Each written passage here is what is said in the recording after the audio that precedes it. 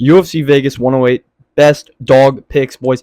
These are my 3 favorite underdog picks for UFC Vegas 108. There's some big underdogs, and I think some big underdogs are going to cash this weekend. We did pretty good last weekend. We're going to get into the recap. Before we go ahead and do that, hit the like button, hit the subscribe button, and let's give you the recap of last weekend. So last weekend at UFC Fight Night Abu Dhabi, we did pretty freaking good on our underdog picks. We went 2 for 3, cashing the bigger underdogs that I chose. One of them being Rainer de Ritter at plus 130.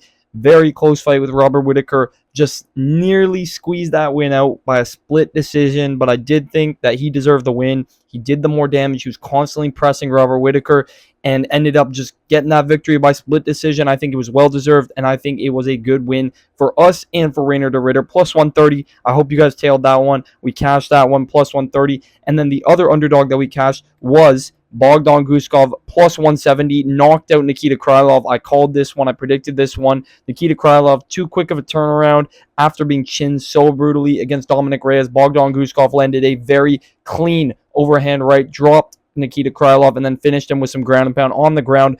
Nice win by Bogdan Guskov. He ended up absolutely destroying Krylov like I predicted, but he did better than I even thought he would have. Great win there and another cash there. So that was 2 of my 3 favorite dogs last weekend and my 2 more confident dogs. The only one we didn't hit was Saeed Nurmagomedov. He had a couple chances, a couple opportunities with some guillotines, but Bryce Mitchell out-grappled him. But this weekend, we got some good underdogs, and I think we're going to do pretty good. My first underdog pick this weekend, my least confident, but still a confident dog, and I still think it's a solid dog to play. It's going against my rules. It's going against what I said in a previous video, but it's going to be Ketlin Souza at plus 185.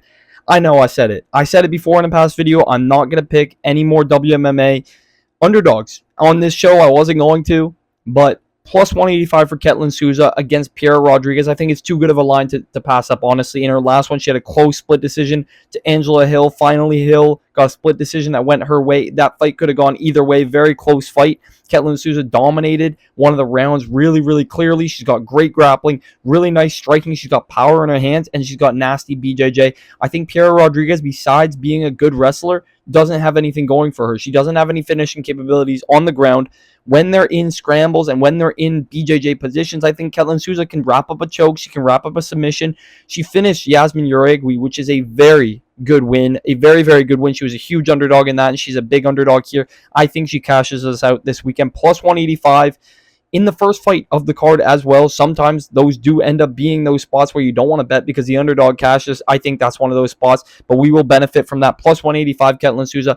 My first most confident dog for this card. My next most confident underdog on this card is going to be somebody who is a 50-50 fighter, but I do believe in, and that is Trishan Gore at plus 170. He's a guy who got absolutely beaten the piss out of him in his last fight. You can't avoid the fact that he got beaten up really badly in his last fight against Marco Tulio. Took an absolute beating, wore it like a man. He got knocked down 3 times before getting finished. He got outstruck 140 strikes to 20. I know this is not sounding good right now, but Trishan Gore is a very good striker. Very good striker, and he has a nasty guillotine. He's a good finisher. He bites down on the mouth guard. He doesn't get finished easily. He only loses fights where he does get finished, and I don't think Rodolfo Vieira has the hands or the power to knock out or knock down Trishan Gore like Marco Tulio did, like previous opponents of Trishan Gore who had a bit of crazy in them, had a bit of energy like Cody Brundage. I know that's a bad loss, but Cody Brundage is crazy. You know, he throws big shots. Rodolfo Vieira doesn't do that. He throws 1-2, 1-1-2, 2-2-1. You know, he's very basic, very cut and dry, pretty predictable. Besides having that BJJ, Rodolfo Vieira doesn't have any finishing capabilities against Trishan Gore. I don't see him knocking out Trishan Gore. He's going to want to get the takedowns, but I think Trishan Gore's guillotine is going to come in handy in this fight. He's got a really nasty guillotine. He's done it twice in his UFC career already. Those were his 2 wins in the UFC by really nasty standing guillotine. And just guillotine in general. He loves to jump the ghillie, and if he does it properly, Rodolfo Vieira has been subbed by ghillie before, and I think he can be subbed again. So give me Trishan Gore at plus 170 as my next most confident dog, my final most confident dog, and my most confident dog on the entire card is going to be Chris Duncan at plus 170. This guy has absolutely fucked me over so many times. He screwed me over so many times. Every single fight where there's a Chris Duncan fight, I've picked against him. I will be honest, I love you, Chris Duncan, but I've picked against you in every single fight if you're watching this for some odd reason. I picked against Chris Duncan every single fight. You know, I honestly had not much faith in Chris Duncan ever. So I picked against him in every fight. I picked against him in Bellagioki. He subbed him by guillotine. I picked him against Jordan Vucenic. He subbed him, right? Chris Duncan has lost a couple fights, but he's very tough, very durable, very gritty. His striking's come a long way, and he's been subbed. He got subbed against Manuel Torres. Manuel Torres is very good. He got knocked out he got knocked out a while ago. He got dropped by Charlie Campbell in his Dana White Contender Series and bounced back the craziest comeback. Stood up and big overhand right, cracked him and finished him on the ground. Chris Duncan's got more power in his hands than he used to. His striking's come a long way, and his guillotine is very nasty. His submission game is very nasty.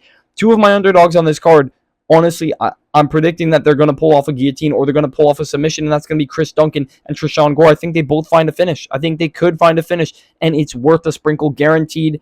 I think Chris Duncan is one of the better underdogs. Rebecki is very tough. He's very, very tough, and he had a good fight against Miktaybek Orabai, but he takes a lot of damage. He takes a beating. His eyeballs have been swollen up multiple times.